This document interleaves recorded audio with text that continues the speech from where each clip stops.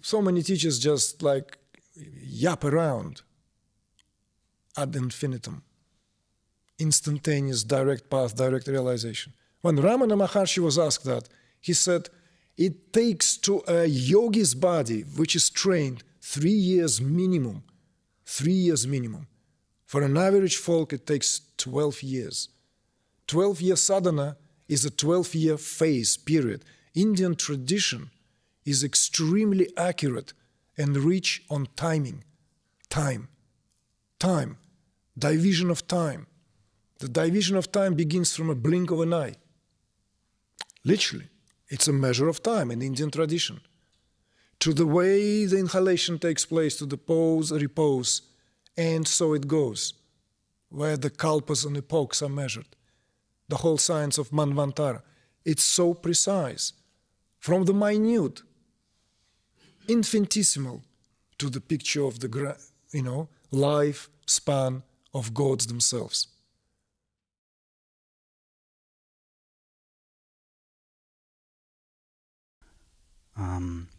Yeah, so I'm going through Kundalini process since 2 years, nearly now.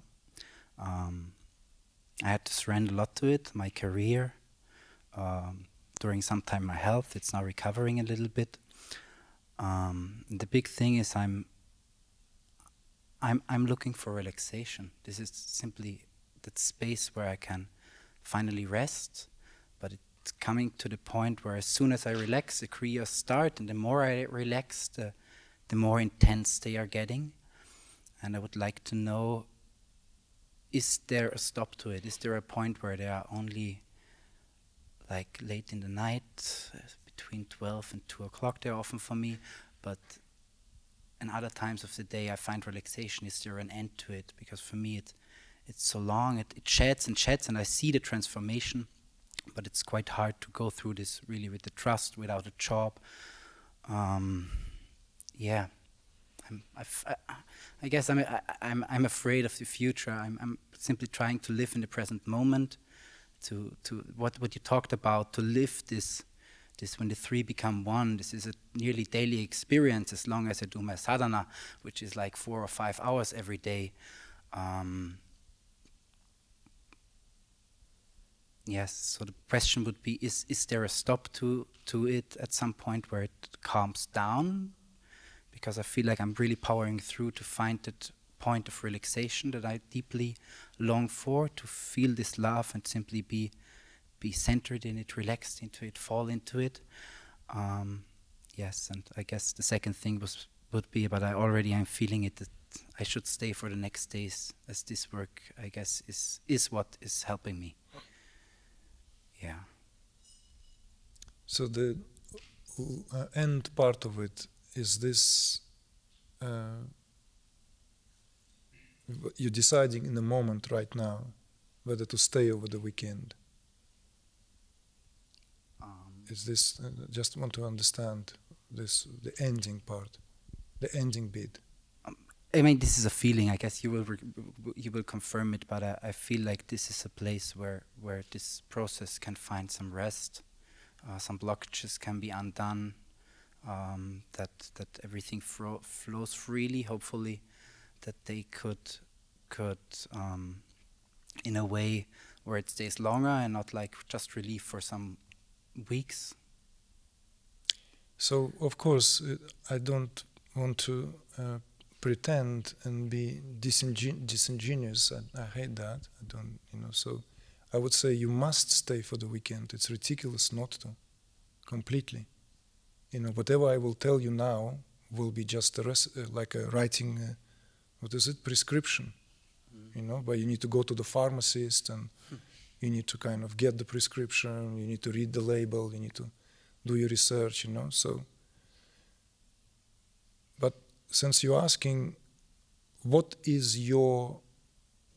was the path that led to what you're saying as an awakening of Kundalini, because this is very important to look into this attentively in one of our latest online gatherings. First live broadcast, followed by online darshan. there was a question which invited to speak about distinction between Kundalini and the heightened pranic activity. Have you watched? Did you? Yeah, I watched it. I don't really know what it exactly is. No, So right. I'm not saying that so that we all understand that it's not all the same. And of course, this is, many of you in the room know that, and this is over the weekend, hopefully will come forth to redress. But 2 years, right? It's very early in the process. Unless the awakening is so intense that you just popped and the whole thing just done, the whole ascent, the whole penetration of all the knots, of all the centers, of everything. You see, is neurophysiology and the subtle body prepared for that onslaught? If it's yes, then of course all that could be just integration phase. But these are so rare. So 2 years in the process is very early on. Traditionally, the full cycle of Kundalini, even purportedly by likes of Ramana Maharshi, Anandamaya Ma, and all the Indian saints, 12 years. You know, when, like, I cannot resist to burst a bubble or two in these gatherings, because non-duality created a lot of these bubbles. So we take the needle and we so, and we use for the, you know, deflating these balloons, the very examples of the teachers who are worshipped and brought in as the unquestionable apostles of Neo-Advaita. When Ramana Maharshi asked that question about instantaneous realization that so many teachers, excuse my French, okay, no, not gonna go there. So many teachers just like yap around ad infinitum. Instantaneous, direct path, direct realization. When Ramana Maharshi was asked that, he said, it takes to a yogi's body, which is trained, 3 years minimum. 3 years minimum. For an average folk, it takes 12 years. 12-year sadhana is a 12-year phase, period. Indian tradition is extremely accurate and rich on timing. Time. Division of time. The division of time begins from a blink of an eye. Literally. It's a measure of time in Indian tradition. To the way the inhalation takes place, to the pose, repose, and so it goes, where the kalpas and epochs are measured. The whole science of Manvantara. It's so precise. From the minute, infinitesimal, to the picture of the, life span of gods themselves. So when Indian tradition speaks about something, it's not just like some kind of superstitious stuff of an era gone by. No, it's with regard to the neurophysiology.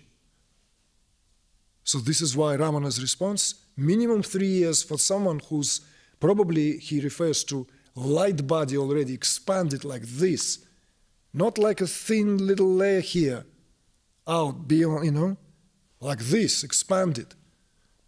Strong, all the nadis are open, all the pathways of energy. For that takes 3 years minimum. Otherwise, 12-year sadhana for full unfoldment and integration. And then, of course, it can take lifetime fully to integrate degree of that expansion. So therefore, we begin this work often when it comes with this kind of questions. So you pace yourself. You see? You position yourself. You pace yourself there. So that you are not at the mercy of some kind of fantasies that, okay, I'll do something, but I have the purification now. How long this involuntary kriyas will last, so that I can then put my life in order. No, you need to learn to live with this. Learn to live, learn to take care of yourself, provide for yourself, rise and become, well, and be remade by this process. The whole point is to be remade by this process. So therefore, of course, the psychological reorientation is a must. This is why we're now working on a second book, which is the Kundalini, based on the course that we offer. And this course is many, many years in the making. 20 years of my work and 10 years in the making. That's what this course is. You see?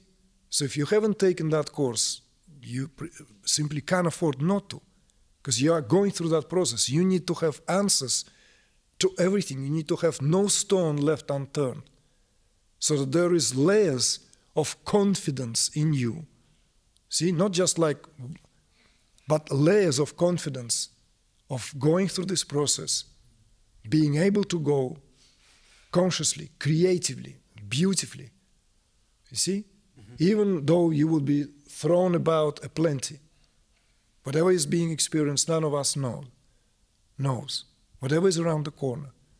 And Kundalini is a great, great compressor of it all. If prior to that, life kind of seemed to be like, sort of, there's this, I would even say predictability, I mean, right? I do these 2 steps, I'll end up there.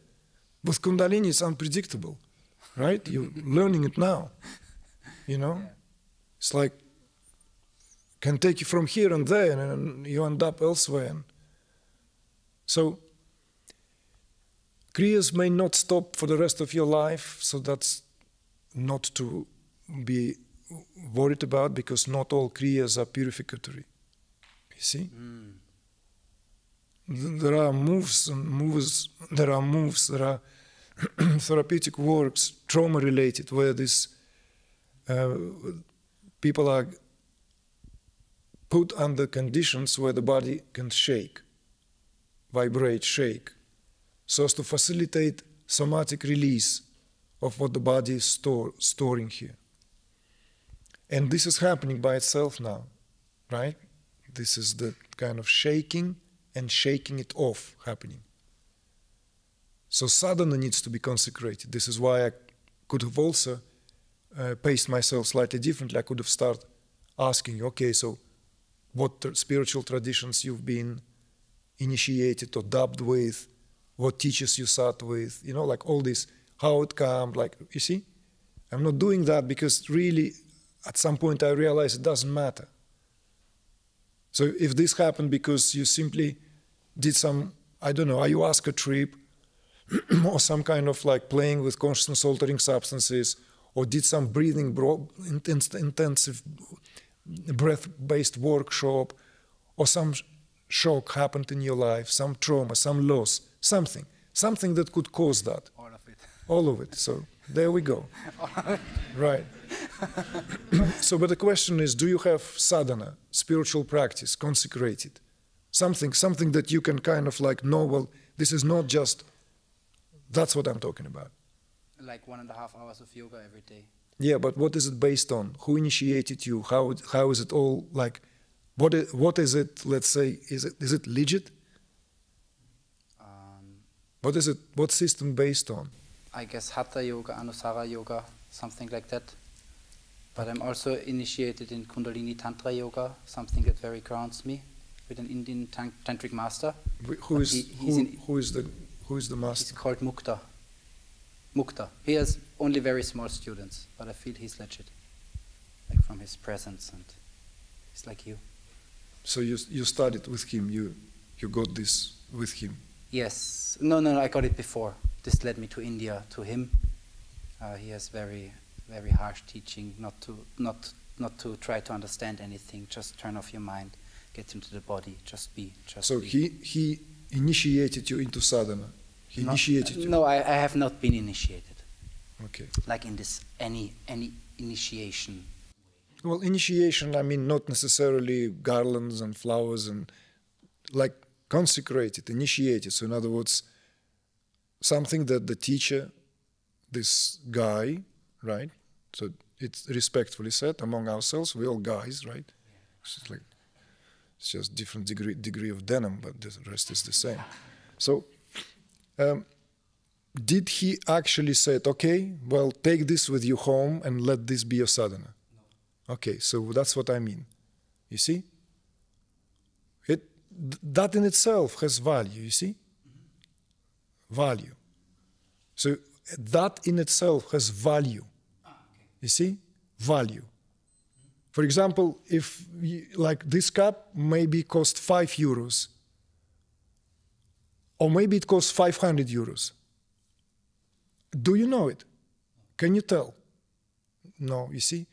And I can tell you it's not 500.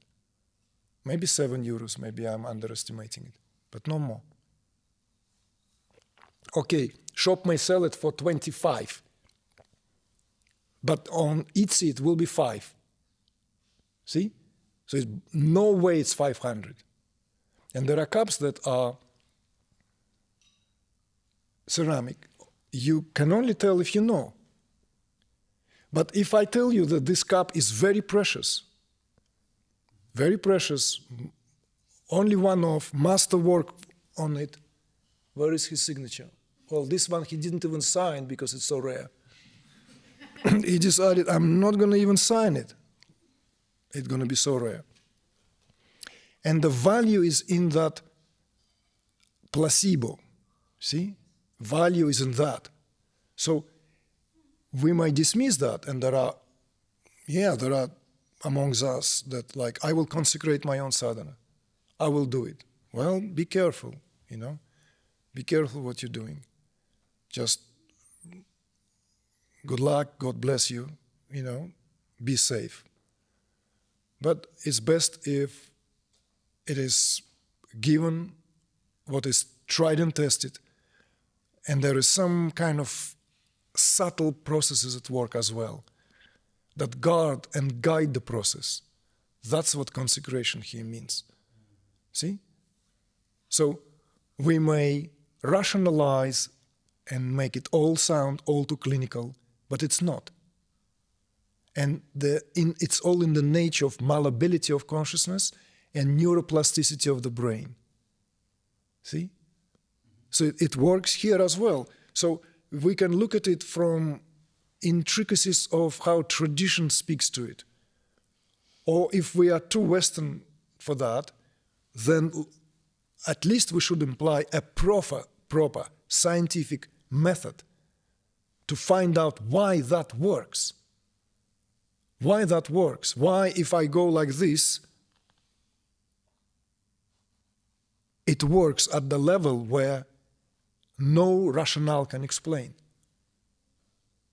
There must be some kind of neurological processes in place.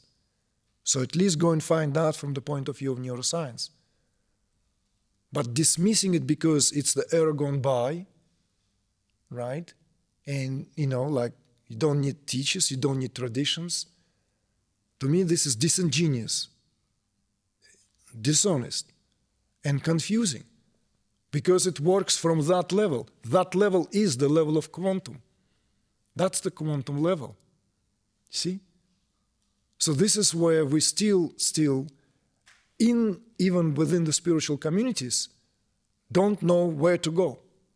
Do I go completely Hindu and totally like decorate myself in this? And that's what required. I always say, it doesn't matter. If it doesn't happen at the level of the heart, if the frequency at the heart is not experienced, all this is entourage, costume drama. See? So you can do your acting method in a t-shirt, in the PJs, in whatever. But as long as it is authentic. And then if we want to dress you up and make you look like Maharaj, no problem, you know. Cover you in sandal paste and just like really, you know, make you look the part. So therefore, to, let's say, conclude this response to you. I can't just tell you I recommend you to stay. It's like you better pin yourself down and be this weekend, because it's asking like that, like this is still writing that prescription. You need to experience this work and then decide for yourself what you want to do. But at least some very important moves can be made so that you can root your sadhana now. Because the work we do in this format, even no matter how short it is, it's 6 meditations only. Is it 6? Monday, full day, right? So it's, you see, we are lucky. It's not just because previously last year, we had it only Saturday, Sunday. So this is a second smallest modality, 3-day. But even in the 3-day, your sadhana can be consecrated. And what you can take home whilst the process is alive is incomparable in terms of how you can then work with that, you see? And double that with what unfolds by itself. It's like, could literally be either icing on a cake or at least structuring your days in such way so that you no longer feel like your life is taken completely over. Because that's what Kundalini is. The true Kundalini process is when everything is taken over.